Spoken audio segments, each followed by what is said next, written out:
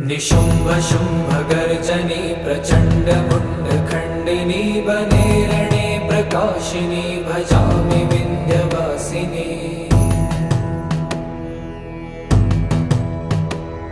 त्रिशूलमुण्डधारिणी धरा विघातहारिणी गृहे गृहे निवासिनी भजामि विन्ध्यवासिनी।